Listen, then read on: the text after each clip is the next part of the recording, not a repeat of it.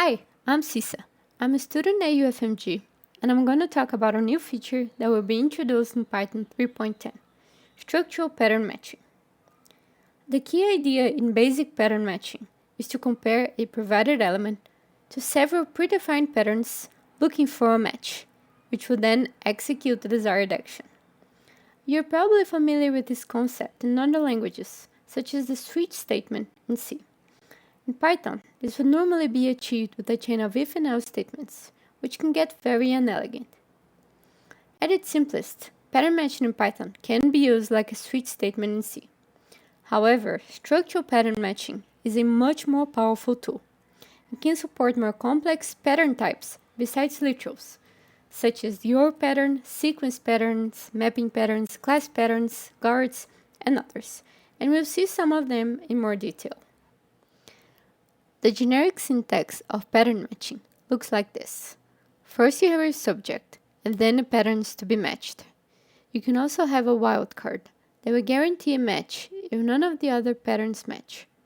If there is no wildcard and no pattern is matched, then no operation occurs. Also, there is no fall through between cases.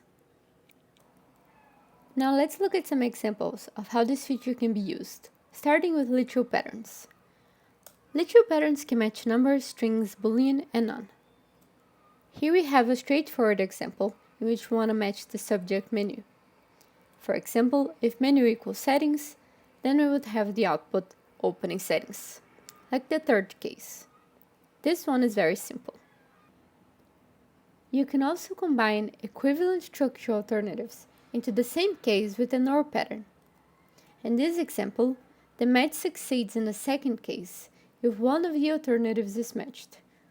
For example, if menu equals finish, then we have a match, and the output is exiting game. And it would be the same for quit or end. Next we have sequence patterns, which can match iterables such as lists and tuples. Here we have an example in which you want to match color. Another interesting thing about pattern matching is that you can combine literals and variables to define patterns. In the first pattern, we only have literals, and we can see this as an extension of the first pattern we saw, in which we need the exact value to match, in this case with the tuple 0, 0, 0. The next pattern combines literals and a variable b. If we have the tuple 0, 0, 10, for example, the match binds the pattern's free variable b to the subject's value 10, and we get a match with the shade of blue where b equals 10.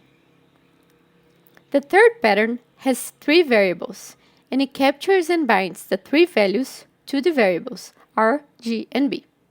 And this works similarly to the process of unpacking an assignment, like the tuple rgb equals color. It's important to notice that a match only occurs with the sequence of the appropriate length, as long as all the sub-patterns also match. Next we have the mapping pattern, which can match mappings like the dictionary using their keys. The syntax looks like this. The key must be specified, like street and number.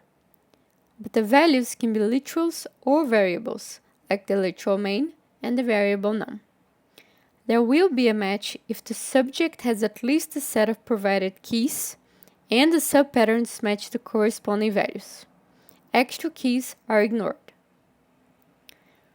So in this example, we have a dictionary that matches the keys, street and number, and the sub-patterns of the first case, main and 10. So we have a match. Next, we have a dictionary that matches both keys specified in the third case, street and number. And the values also match because we are using variables. So Abbey Road and the number 30 are bound to the corresponding variables. Structural pattern matching also allows you to match classes. The pattern can check the object type as well as capture the class attributes into variables. When comparing the subject to each pattern, it first checks if the object is an instance of the class described in the pattern. In the first pattern, we have point to D. If it is, it checks every sub-pattern from left to right, and if all of them succeed, we have a match. In this case, x equals 0 and y equals 0. Let's have a look at an example. We have a class point2D that has two attributes x and y, and we create an object with x and y equals 10. This object matches the second case, that describes an object of point2D with integer variables x_var and y_var, that can be bound according to our object point with the values 10 and 10. In the next example, we have a class point3D and an object that matches the third case. Notice that we're mixing variables and literals, so the variables x_var and y_var will bind the attribute values of the object x equals 10 and y equals 10. And z must be 0 as defined in the pattern, which matches our object point. It's important to notice that pattern matching never creates objects. Although the syntax inside the case resembles an object construction, the process is actually called destructuring. The destructuring operation takes a subject value and extracts its components, which can then be compared to literals or bound to variables.